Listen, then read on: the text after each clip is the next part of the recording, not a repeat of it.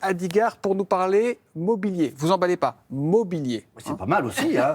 Et Bah pas oui, n'importe connais lequel. bien. C'est pas n'importe lequel, Ah dites-nous. ben non, pas n'importe lequel. Du mobilier rentré au mobilier national, justement. Alors, le 1er février, 53 sièges, table basse, bibliothèque, luminaires, etc., créés par Ça des peut intéresser designers. un mec qui s'est fait cambrioler il n'y a pas longtemps. Peut-être acheter quelque chose. Peut-être qu'il peut faire un tour au mobilier Ou national, alors, vous avez effectivement. retrouvé vos Peut-être que c'est les miens que je vais retrouver. Alors, il y a du mobilier contemporain au mobilier Ouh là là, national, mais il y a attention. aussi du mobilier très, très ancien, puisque ça date, entre autres, de Louis XIV. Hein. Donc, en fait, le mobilier national, c'est, on va dire, le garde-meuble de la République. Alors, depuis la pandémie, plan de relance, et en fait, le mobilier national aide la jeune création, ou la création tout court, française, designers, artisans d'art, et achète des pièces auprès de ces créateurs-là.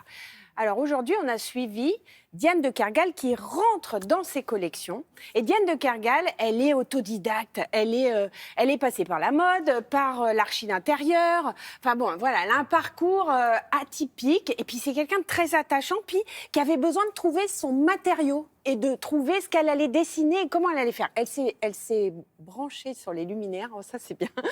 On a compris l'idée. Et Jeu voilà, de mots, c'est ça. Nous l'avons Mais vous allez suivi. venir faire un Ouais. boulevard avec Oh, moi. mais pourquoi pas?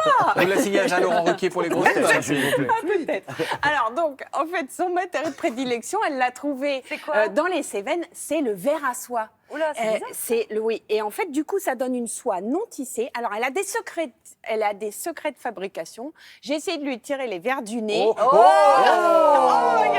Oh là là, mais que de travail. Un festival. Je démarre toujours d'abord par un dessin.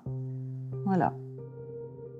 Et à partir de ces dessins, je fais des moulages en grillage à poule. En fait, donc je sculpte en fait le grillage à poule. Une fois que ma forme est faite en grillage, je mets du plâtre dessus. Alors d'abord des bandes de plâtre et après je mets du plâtre avec de la filasse pour consolider. Après ce travail-là, j'obtiens un volume en plâtre qui est celui-là. Et puis j'ai ma petite recette secrète qui me permet d'obtenir ces formes-là qui partent donc dans les Cévennes pour être recouverts par des vers à soie et plus exactement leur cocon, c'est-à-dire qu'autour de ces formes, ils vont faire leur cocon. Chaque petit ver à soie a un petit fil, en fait, c'est assez étonnant. Et c'est ce fil-là qui fait des kilomètres, qui va permettre d'envelopper mes cocons d'un vrai cocon que je vais inonder de lumière. Donc pour moi, c'était très important de rentrer dans les collections françaises du mobilier national. Ça donnait un label de qualité à mon ouvrage. Ça me donne une crédibilité très importante en France et à l'étranger.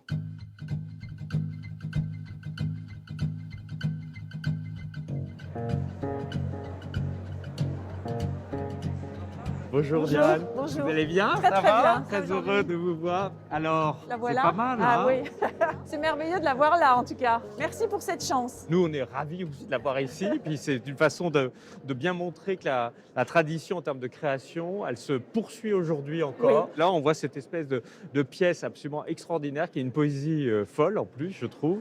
Et ce que je trouve très touchant aussi, c'est que vous ayez accepté dans le cas du mobilier de prendre une pièce qui est entre guillemets un peu craft, c'est-à-dire Oui, qui est oui. faite de bois et de soie.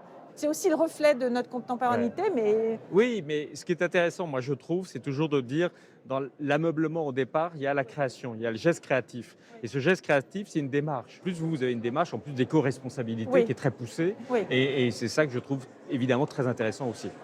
Typiquement, ce type de pièce, pour nous, c'est un peu la conjonction de cette rencontre entre à la fois ce qui pourrait paraître être un savoir-faire artisanal, mais avec une vraie pensée, une vraie réflexion en termes de conception, de dessin et puis de sens, j'ai envie de dire. Voilà. Donc c'est le résultat, je dirais, d'un mariage que l'on estime nécessaire vraiment entre les métiers d'art qui sont formidables en France et le design qui ne l'est pas moins. C'est beau, Ah. c'est original. Alors, j'ai un truc qui me turlupine. Ah, oh. Hein, il faut combien de temps au verre pour entourer le coton? Alors déjà, il faut un troupeau de verre. Un troupeau. Un troupeau C'est de vrai, verre, il n'est pas combien tout seul. Et il faut 15 jours à 3 semaines pour recouvrir un cocon. Oh là. Ah ouais. Bah oui. Et alors, il faut savoir que ce luminaire va peut-être être dans un ministère, parce que c'est ça la vocation du mobilier national. C'est maître du... Non, mais c'est ameubler. C'était ça. Ne parlez plus de meubles, j'en ai plus. Voilà, bon, pardon. Voilà, c'est pour ça que je ne voulais pas dire Oui. les mots qui fâchent. Et la campagne là d'acquisition 2022 est en cours pour le mobilier national. Donc, si vous êtes créateur, eh ben, vous pouvez taper à la porte du Mobilier National. C'est joli. Toc, toc. C'est joli, hein? C'est joli. C'est beau, mais c'est loin. C'est original. Et puis il faut beaucoup de verre. Non, c'est pas loin. On a passé Non, ce c'est une moment. plaisanterie. Ah bon. Inéluctable. Merci beaucoup, Merci. Sylvie.